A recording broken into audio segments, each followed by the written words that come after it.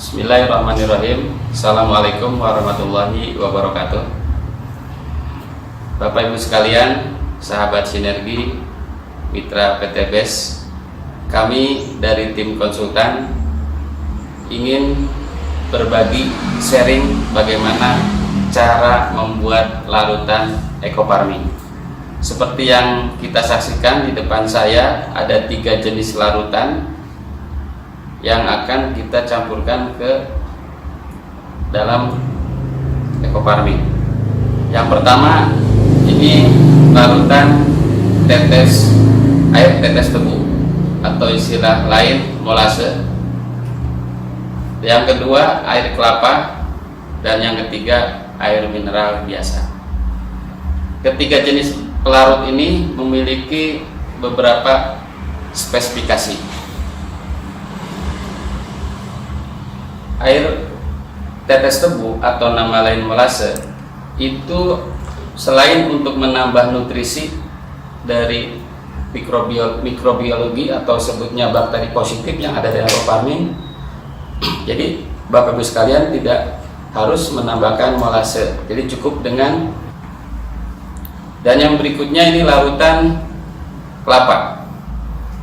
Larutan kelapa ini selain sebagai pelarut juga memiliki spesifikasi lain, yaitu bisa menambah daya maksimal daripada larutan biofarming karena di dalamnya banyak nutrisi atau mineral yang ada dalam kandungan air kelapa itu sendiri. Dan yang ketiga itu air biasa. Ini yang sudah umum dilakukan oleh Bapak Ibu sekalian dalam melarutkan ekofarming. Namun di sini untuk air biasa tidak ada kelebihan lain sebatas hanya pelarut. Kita perhatikan, ini sambil contoh. Untuk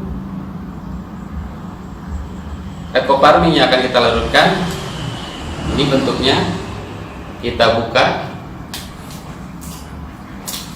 Boleh berdiri nih.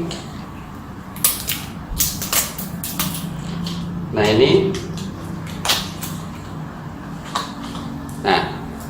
ini adalah ekofarming dalam bentuk padatan atau tub yang di dalamnya itu ada plastik pembungkus.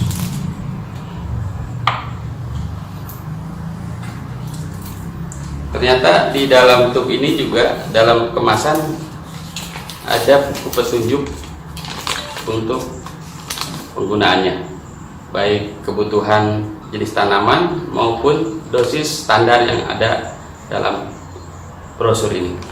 Kita buka lagi.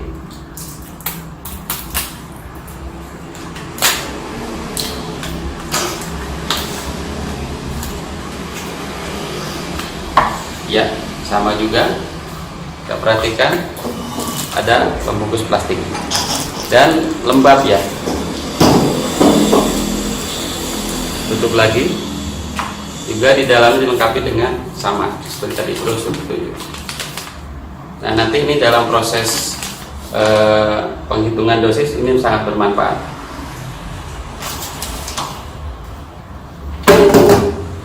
Mari kita langsung saja tata cara pembuatan larutan, mulai dari larutan tetes tebu ya.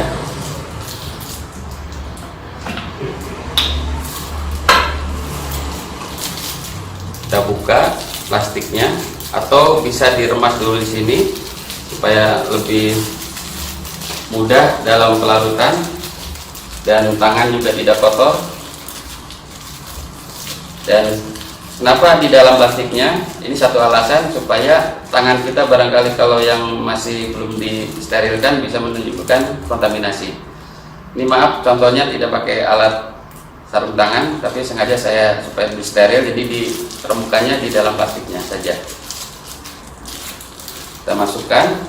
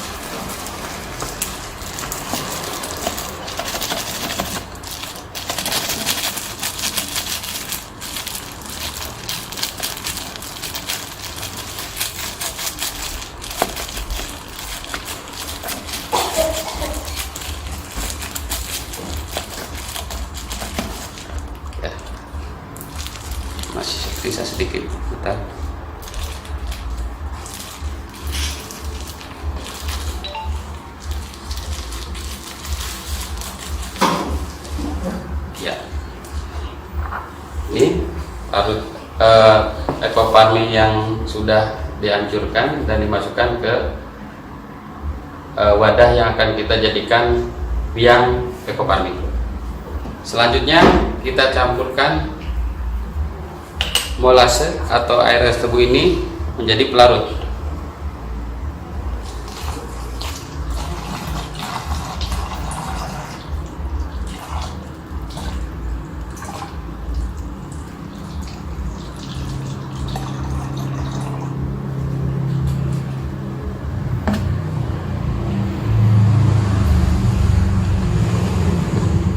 Perlu diketahui juga isi normalnya ini 600 ml, sementara saya asumsikan posisi di sini berarti sekitar setengah liter. Jadi kalau 2 hitung ditambahkan 1 liter.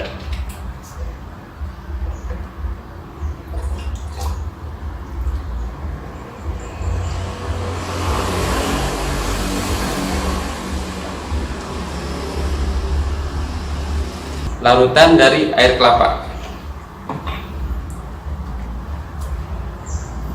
Ini masih ya posisinya seperti yang tadi dilakukan, karena tangan saya ini perlu diremas ataupun dihancurkan di dalam plastik supaya tidak terjadi kontaminasi. Nah, ini kelebihan dengan adanya tambahan plastik ini, minimal pada saat penghancuran tidak langsung kena tangan, sehingga tidak kemungkinan kecil untuk terjadi kontaminasi bakteri yang ada dalam tangan kita.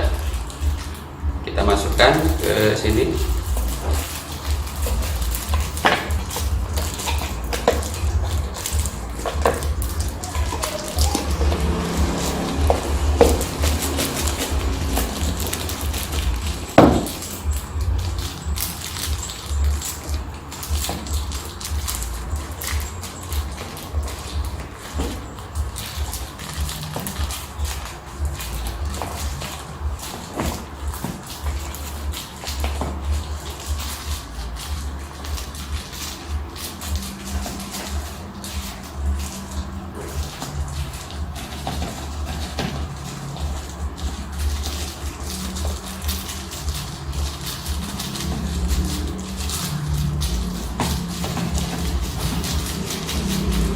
Memang karena lengket jadi agak lumayan untuk memasukkannya,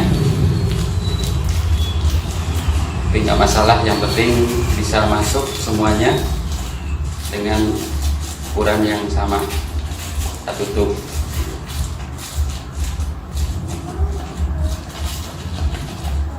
Oke, kurang lebih hampir habis.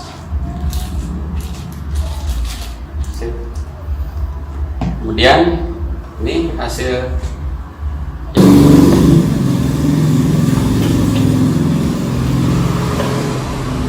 lalu botol kedua.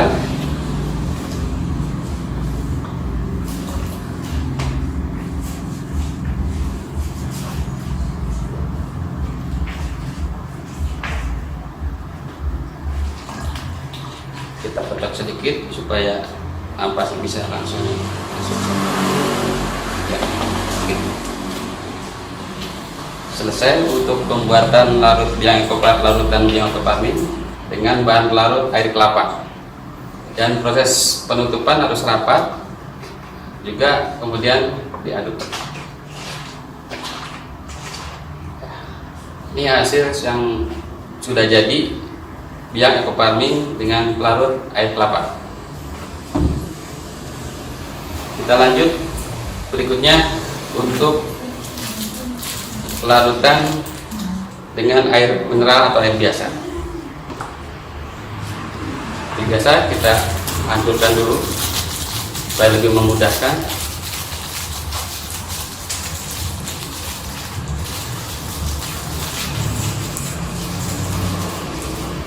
Kita buka botol untuk penyimpanannya.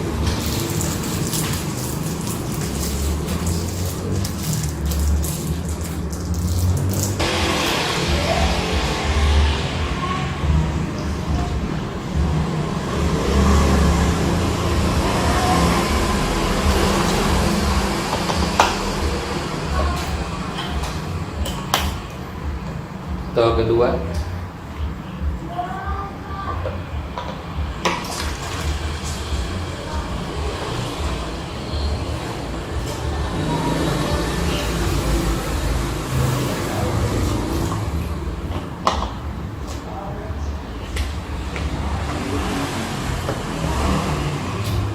Ditutup rapat supaya memudahkan untuk pengadukan.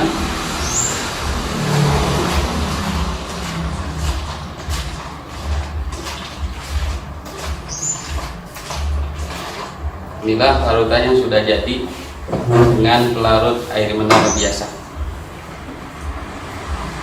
Nah, kita taruh di belakang ininya supaya kelihatan perbedaannya, mungkin karena reaksi dengan beberapa pelarut yang berbeda.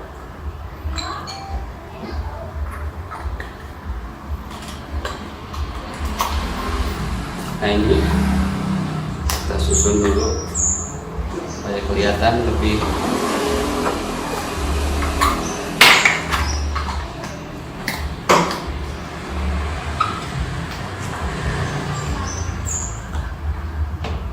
satu lagi.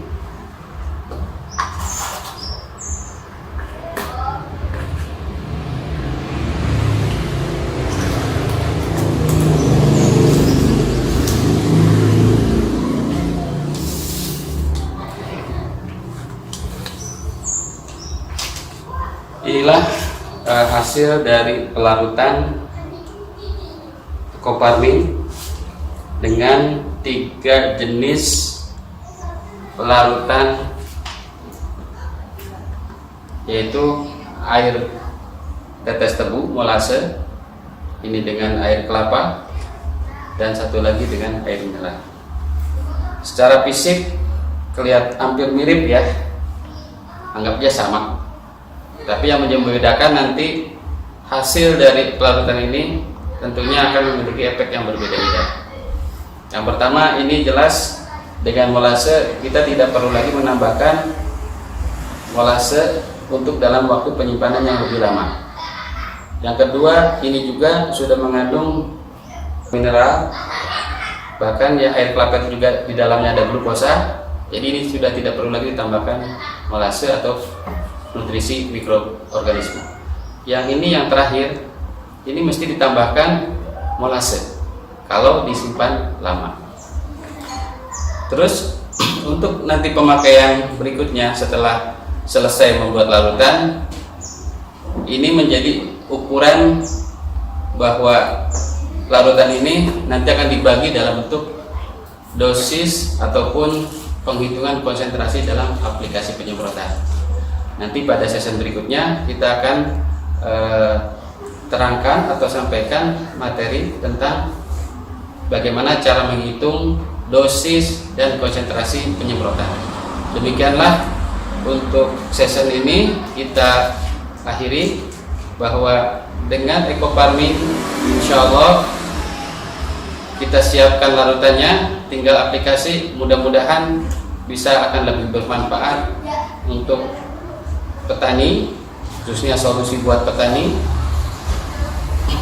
Harapan kami dengan menggunakan farming ini dan cara pelarutan yang benar itu memberikan dampak yang lebih positif dan lebih kedepannya petani menjadikan solusi untuk pemupukan berimbang. Demikianlah beberapa yang bisa kami sajikan. Semoga bermanfaat. Salam sinergi, go berkah, no riba. Assalamualaikum warahmatullahi wabarakatuh.